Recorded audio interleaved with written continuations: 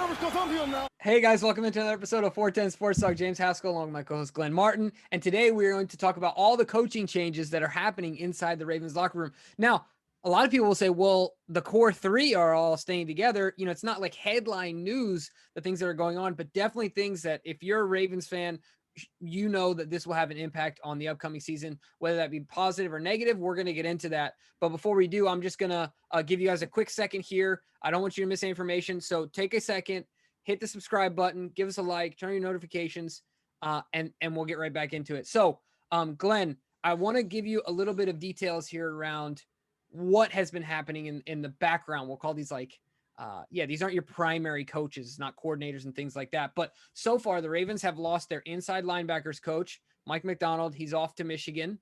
Now he's going to be working for another Harbaugh. In a DC there, right? Right. He's going to be a DC there. Our DB coach, our defensive back coach, Jesse Minter, he's off to Vanderbilt, a DC as well, if I'm not mistaken. Yep. And then our D-line coach, Joe Cullen. Joe Cullen, come on, boys, Joe Cullen. He's always screaming. He's going to be the DC down in Jacksonville, and I'll be interested to see how long his voice lasts there.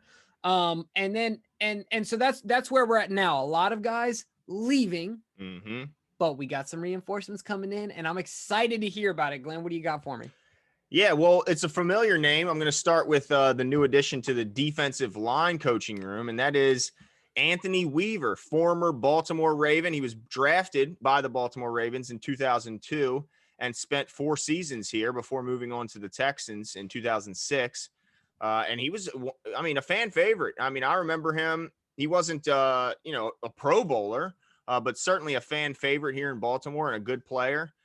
He definitely had his better years in Baltimore than he did with Houston after he left. He was a nice player here, but didn't really have a lot of success in Houston as a player. But he must have left a lasting impact, because the last place we saw him was in Houston as the defensive coordinator / defensive line coach. And of course, he's been their D-line coach since 2016. Just this past season, he took on the role as D coordinator as well. Last season, if you just look at at the Texans defensive rankings and what they gave up, it wasn't a good look for Anthony Weaver. I mean, they were pretty sure dead last in run defense or definitely near the bottom. But he was a really good D-line coach before that, and still is, and had some pretty good defenses before this past season. If you look at back, in 2018, they had a really good defense where they were 4th again, in points and 12th in giving up in yards. And then in 2016, his first season there, they were first defensive rank when it comes to yards and 11th in points. So he's had some success there. So what's your initial thoughts when you hear Anthony Weaver's coming home? Yeah. You know what I'm most excited about is that he knows what it takes to be successful here inside the organization, inside the franchise. Now, a lot of things have changed since he's been around. Defensive schemes have become obviously they're different than when he was playing here and things like that. It's not like he's just walking into the same exact locker room that he left years and years ago. But overall, from a franchise perspective, he knows what it takes.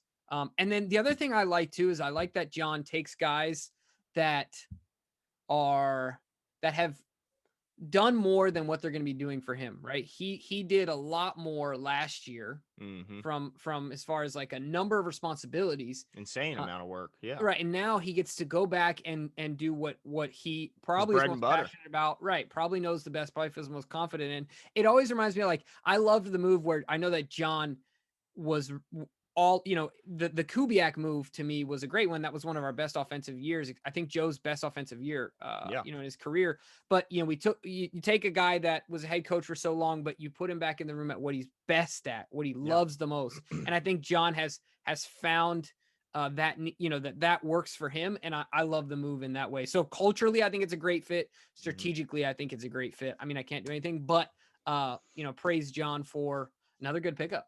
Yeah, absolutely. He's going to teach these guys how to play like a Raven. He shared a locker room with Ray Lewis, with Ed Reed, with all the legends that were here in Baltimore. He played next to them all, and he certainly knows how it is or what it's like to play like a Raven. So yeah, I'm excited. You mentioned he's not coming back to the same locker room.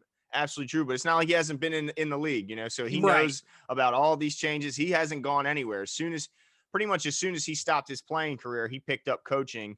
Started off in the college ranks, but quickly made his way to the Jets in 2012, and after just retiring in 08, so or Right. playing last in 08. So yeah, I'm excited about him. And then another name. I mean, how can you not be excited, Jimmy, when you hear there's another Ryan coming back to Baltimore? I mean, it's not Rex, but it's as close as you can get. It's his twin brother, Rob. Rob Ryan is coming to Baltimore to coach the inside linebackers. And I mean, I'm just so happy. I mean, Rex Ryan, I love watching him on Get Up. Him and his brother are very similar. They're crazy. I mean, I've been hearing about the Ryan family since I was a kid because my dad, huge football fan. His buddy Ryan, their father coached the '85 Bears. He coached the Eagles back when I think they had Golick and Reggie White, and Mm-hmm. so this is just a family, a football family, man. So you don't find a family with much more football knowledge than the Ryans. So I'm excited to bring the big fella in, and I just want to remind a couple people, where he's been. He was with the then Washington Redskins in 2019 as the inside linebacker coach. He was, of course, in Buffalo with his brother as assistant head coach and D coordinator in 2016. And then before that, he spent a few years as the D coordinator with the Saints. But really what I want to point to in 2000, from 2000 to 2003, so 4 seasons he spent as the linebacker coach for the New England Patriots when they were winning, I believe, at least 2 of their Super Bowls. So look, this is a guy that's been around a long time, seen it all, done it all. I mean, the Ryan family are credited with inventing defensive schemes. I mean, I think his father, Buddy, was credited for the 4-6 defense. And I've heard Rex talk about Rob and creating a unique defensive schemes all the time. And so I'm excited, man. I mean, this goofball, he's fun to listen to. I'll be looking forward to his weekly press conferences. Yeah, can you Actually, imagine? he won't get weekly. He'll get a couple, though. He'll get a Yeah, but couple. could you imagine the hair game between him and Wink? Oh, I my mean, brutal. I want to see them two just next to each chopping it other on up the sideline. I mean, they both are linebacker coaches at heart. I mean, that's where Wink started. Right. No, absolutely. But I love the move as well because he knows what he's stepping into because obviously his brothers filled him in on who we are as a franchise.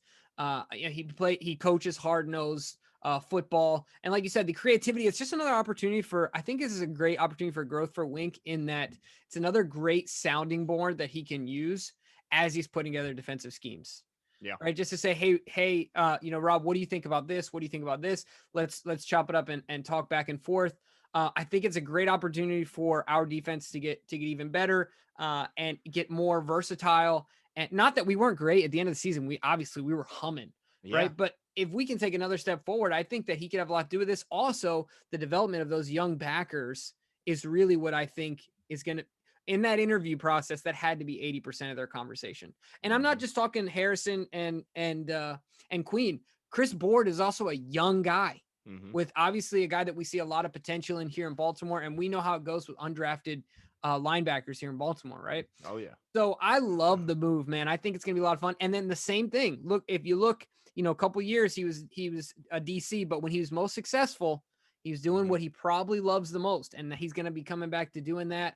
I think I'm biased. I am. I'm a Ravens fan until I die. I think we have the best coaching staff, deepest coaching staff in the NFL. And it got better. Yeah. So I'm excited about it. No, I agree with you. I think that these moves, it got better. I mean, Jimmy, I no disrespect, to the coaches that recently left. I'm sure McDonald. I mean, I don't know a ton about Mike McDonald. I don't know a ton about Jesse Minter. I know Joe Cullen.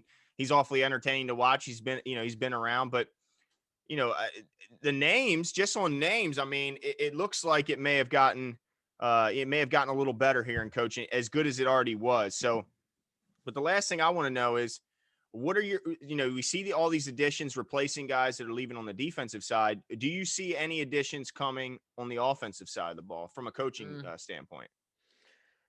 And are you hoping there is?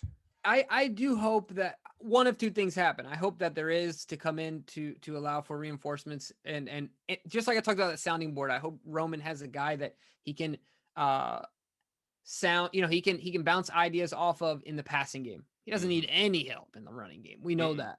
Yeah. But Culley might end up just taking more of that role on himself, right? Yeah. They have an established relationship. They've obviously coached together. So that might be something that he does more. Who knows? Maybe what will happen is he might step out of the wide receiver coach and just be some sort of a pass game coordinator, or associate head coach, or assistant head coach, Right. something like that. And then we bring in a wide receiver coach. But as it stands right now, I don't see anyone new coming in. I think that Culley, they could kind of realign his responsibilities. Yeah, and also heard rumors that Lamar Jackson's quarterback coach, James Urban James Urban, is also being considered for the in OC Detroit. down in. Oh yeah, it is Detroit. For some reason, I thought it was Detroit. Jags, but you're right, it is Detroit. Yeah, I think it was in Detroit. So, Yeah. but I mean, there's no guarantee. And if he ends up coming back, he could certainly have his role expanded as well. And nobody has a closer relationship with Lamar than him on the team. So yeah, it's going to be interesting to see. I don't know if they're done, but I think it's it's just fitting of John Harbaugh. When he was asked about his offensive line, is it good enough? Or are you looking for outside help? Yes and yes. So yeah, is our coaching good enough? Yes. But do I want to? If you can find someone who helps, yes, too. I mean, get someone else in here too if you feel like he improves the staff. So I think these guys did it. I'm excited, and I can't wait to see what else happens. But let us know what you guys think. Let us know. Do you like the hire? Are you happy to see Rob Ryan back? With the beard, the hair. I mean, the whole thing's going to be out. Anthony Weaver's coming back to Baltimore. That's got to be exciting to some lifelong Ravens fans. Yep. Let us know what you think, and we'll talk soon. See ya.